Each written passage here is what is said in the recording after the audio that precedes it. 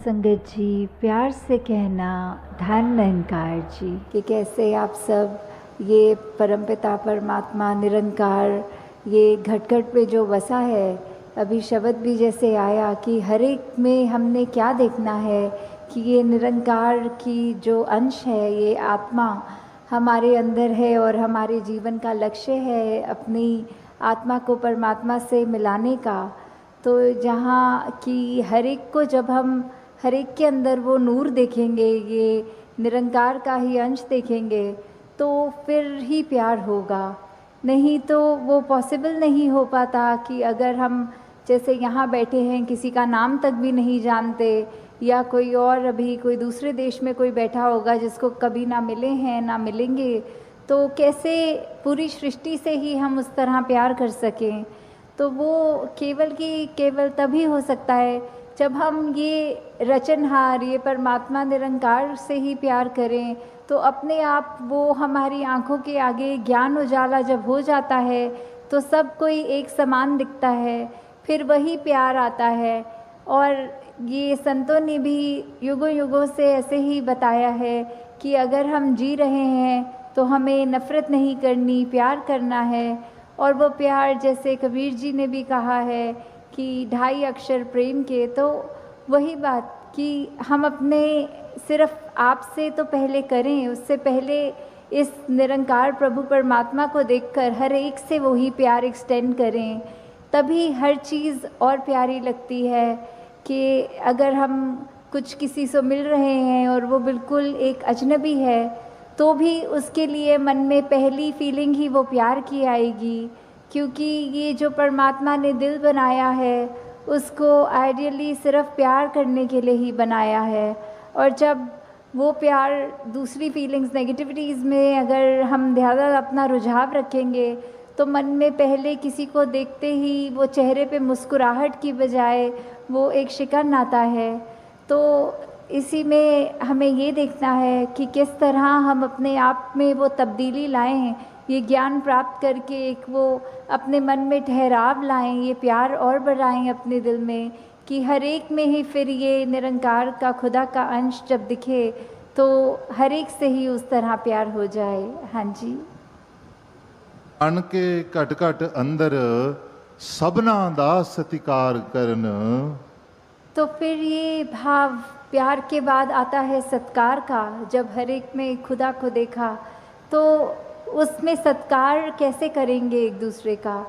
जब हम जजमेंटल नहीं होंगे किसी के बारे में, उनको देखकर कि वो इस तरह के व्यक्ति हैं या इस तरह उनका एक आचरण है, तो वो अपना हमें अनुमान नहीं लगाना, अपने अनुमान के अनुसार अपने दिमाग में नहीं बिठाना कि ये ठीक इंसान है या ये गलत इंसान है। जब वो जिस दिन जजमेंट्स ख़त्म हो जाती हैं तो मन में फिर वो सत्कार की भावना एक आती है हर एक के प्रति, कि किस तरह हर कोई ये सत्कार का पात्र है, क्योंकि इतनी बड़ी दात ये निरंकार परमात्मा जिसके भी हिस्से में है और बाकी भी जो अभी अपरिचित हैं उस ब्रह्म ज्ञान से, तो हर एक में जब वो देखेंगे तो मन सिर्फ वो प्यार करेगा, सत्कार करेगा। और फिर हम हर एक को वो बेनिफिट ऑफ डाउट की जो बात आती है कि अगर किसी ने कुछ हमें गलत भी कर दिया, कोई किसी का कर्म हमें दुख पहुंचाता है, तो अपने उस व्यक्ति से गुस्सा ना करके सिर्फ एक ही भाव मन में अपने आप आएगा कि उस व्यक्ति की शायद कोई मजबूरी रही होगी, आज उसका हो सकता है दिन अच्छा ना रहा हो, कोई किसी ने कुछ उसको बुरा बोल दिया हो तो इसलिए उसका मन कड़वा हुआ है, इसलिए उसके बोल कड़वे निकले हैं। तो जब तक ये बात नहीं हम दे पाएंगे अगले को बेनिफिट ऑफ डाउट, तब तक हम वो सत्कार, ये प्यार कुछ भी नहीं उस तरह दे सकेंगे, क्योंकि हम अपने आप को तो बहुत जल्दी उस तरह माफ़ कर देते हैं कि चलो ये चीज़ हमसे गलत हो गई, कोई बात नहीं, हम अपने आप को माफ़ कर रहे हैं। पर वही अगर सामने वाला व्यक्ति कुछ अगर गलत करता है तो एकदम से हम उसका एक वो जजमेंट पास करते हैं, हम ये सोच विचार कर लेते हैं कि ये इंसान को तो आज के बाद मुड़कर देखना भी नहीं है। तो हमें इस तरह अपने जीवन में सुधार करना है कि किसी ने अगर कुछ गलत कर भी दिया तो उसके लिए भी मन से यही अरदास करनी है कि दातार कृपा करके ये जो भी कमियां हैं हमारे अंदर, दूसरों के अंदर, वो दूर होती जाएं और ऐसे ही प्यार और सत्कार जग में बढ़ता चला जाए। हाँ जी। गुण गावण नित ऐसे एक दे, ऐसे दा दीदार करन। तो ये जो दीदार की बात होती है, किसका गुण गाना है, किसके दीदार करने हैं, तो वो ये परमपिता परमात्मा निरंकार, ये जो एक ऐसी सत्ता है जो शुरू से है, वो हमेशा से कायम दायम रहने वाली, कि कैसे हम जब तक वो एक निरंकार जो इस तरह से देखा जाए, अगर एक व्यक्ति दूसरे को देख रहा है तो उनकी आंखों के बीच में भी वो है, वो अपनी पलकों से भी नज़दीक है, जैसे बोलते हैं शारक से भी नज़दीक। तो इतना करीब होने के बाद जब वो अपनी आंखों से नहीं खुद देखा जाता, वो संतों का संग करने के बाद ही ये दात प्राप्त होती है, जो अपने लिए तो सुखदायी होती भी है और हमारे जीवन में वो ऐसा एक हमारा पल पल बना देती है कि हर पल में सिर्फ ये निरंकार प्रभु परमात्मा का शुक्रिया निकलता है हर समय, और वो भाव कि इसी के ही हमेशा गुणगान करने हैं। फिर बाकी चीज़ें लगता है कि हैं, सबकी इम्पोर्टेंस अपनी है, पर निरंकार से ज़्यादा इम्पोर्टेंट कुछ नहीं, इस परमात्मा से ज़्यादा ज़रूरी कुछ नहीं। हाँ जी। इसे एक दे नाल जोड़ के बेड़ा जग दा पार करन। तो ये बेड़ा जग का, इससे क्या मतलब हो रहा है? इससे सिर्फ यही बात कि हम जब जीवन काल की यात्रा अपनी जी रहे हैं तो उसमें हमें क्या एक ऐसा, जो बोलते हैं कि एक परमानेंट चीज़ क्या है, कि जो सबसे मजबूत चीज़ जिसने वो स्थिर है, उसने कभी हमारे उतार चढ़ाव के साथ उतरना चढ़ना नहीं है। जैसे एक तूफ़ान आता है तो हमें बोला जाता है कि कोई ऐसी चीज़ को पकड़ लो, जैसे पेड़ या कुछ जो अपना ज़मीन के अंदर इतनी मजबूती से जिसकी नींव गड़ी हो, ताकि वो हवा फिर हमें उड़ा नहीं सकती। हमने एक ऐसी स्थिर चीज़ को पकड़ लिया है जिसके कारण हम भी, वो हवाएं हमको उड़ा के नहीं ले जा सकती। तो ऐसे ही जीवन में हम अपने जीवन को तब तक अपना अच्छे से जीवन जी सकेंगे जब तक हम ये निरंकार के साथ अपने मन से ना जुड़ें, तब तक वो एक जीवन भी हमारे उतार चढ़ावों के साथ फिर उथल पुथल मचाता है मन में। तो निरंकार का ही आसरा लेना है, निरंकार में ही अपनी श्रद्धा रखकर ये वो बात करनी है कि हमें ये अब जो स्थिर चीज़ मिल गई है, जो कभी एक किसी भी सिचुएशन में अपनी जगह से नहीं हिलती, तो हम फिर वो एक मजबूती का और सहारा लेते चलते जाते हैं और हमारा मन भी और सहारा पक्का करके एक विश्वास और बढ़ाकर फिर हमारे जीवन में ऐसे भी कोई कर्म नहीं हो पाते जो अपने लिए भी नुकसानदायक हों और औरों के लिए भी नुकसानदायक हों। हाँ जी। श्वास श्वास इस एक नु सिमरण, दूजा कदे त्यावण ना। तो फिर जब एक ये लगन लग जाती है निरंकार के साथ, ये अपने इसको हम हर पल अपने जहन में, अपने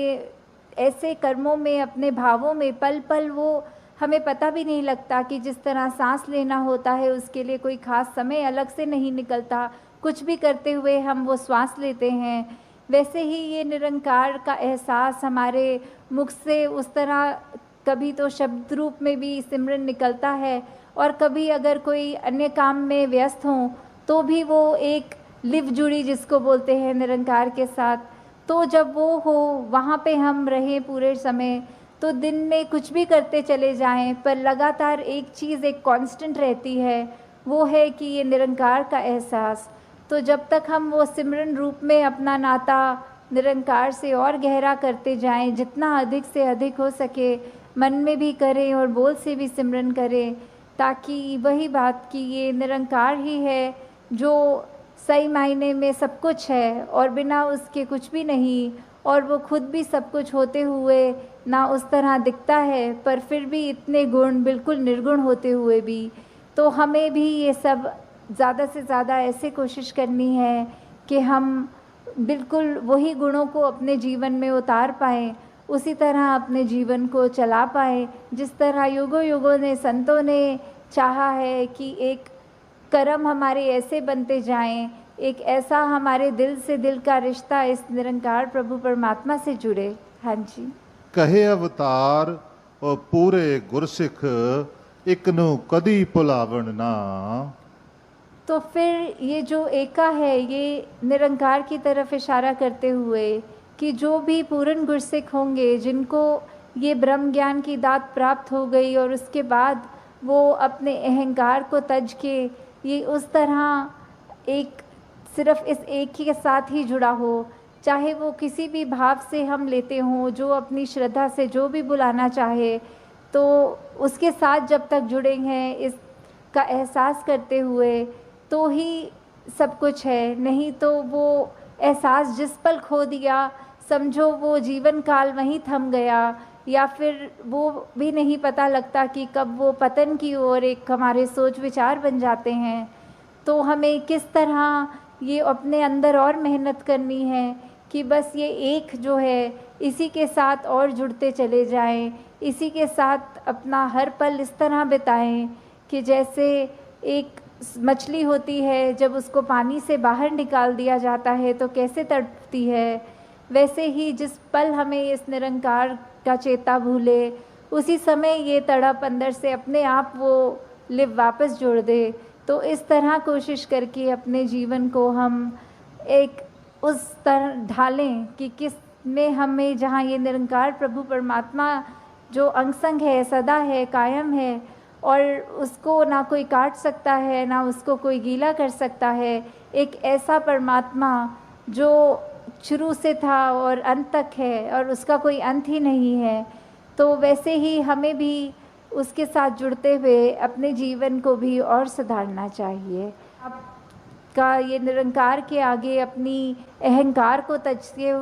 सिर्फ एक वो शीश झुकाकर, एक चेहरों पे मुस्कुराहट रखकर, ये जो अंदर और सीखने की भावना कि ये गुरसिख का तो जीवन ही यही है कि हर पल सिर्फ सीखना ही सीखना है,